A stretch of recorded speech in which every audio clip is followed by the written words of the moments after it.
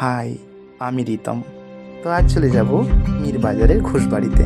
ওখানে হৈমন্তিকার আরাধনায় মেতে উঠেছে, তো চলে যাব। এই যে বেরিয়ে গেছি, রাস্তায় আলোকসজ্জা দেখতে দেখতে আমি ঢুকে যাব ঘোষবাড়ির দ্বারিকা ভবন, অর্থাৎ মীরবাজারের ঘোষবাড়ি। দ্বারিকা ভবন নাম, ঢুকে গিয়েছি। এই যে দেখুন, এই হলো মীরবাজারের ঘোষবাড়ি।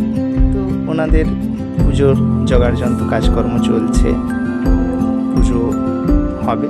তো মাকে অলংকার পরানো হলো, মাকে দারুণ লাগছে, মা পুরো সালঙ্করা হয়ে উঠেছে। দেখছেন, এই দেখুন দেখুন, এই যে পুজো আরম্ভ হয়েও গেছে। এবারে হবে মায়ের সপ্তমীর পুজো চলছে। তো সপ্তমীর যে পুজো, সে সপ্তমীর মানে এনাদের নবমীতেই সপ্তমী, অষ্টমী, নবমী তিনটি পুজো হয়। তো সেই পুজোই চলছে, আমি সেটাই আপনাদের সাথে তুলে ধরার চেষ্টা করলাম। এরপর হবে সপ্তমীর যে ছেদ, সেই ছেদ হবে। তো এই যে দেখুন, ছেদ হয়ে গেছে। হওয়ার পর, কারণ সেই ছেদের যে দৃশ্য, সেই দৃশ্য আমি আপনাদের সাথে তুলে ধরলাম না, কারণ তর্ক বিতর্ক অনেক কিছু ব্যাপার আছে ওই জন্য।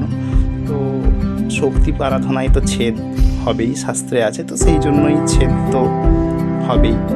তো মা পুরো বলিপ্রিয়া হয়ে উঠেছে, দেখছেন। আর কি বলবো, বাড়ির অ্যাম্বিয়েন্স পুরো পুজোর পুরো মেতে উঠেছে একদম। চারিদিকে ঢাক ঢোল একদম মেতে উঠেছে এই মীরবাজার ঘোষবাড়ি। এনাদের বাড়ির পুজোর বিশেষত্ব হলো এনারা সব নিজেই তৈরি করেন, মা থেকে শুরু করে একদম দূর থেকে দূর ব্যবহার। আজকের ব্লগটি আমি এখানে শেষ করি।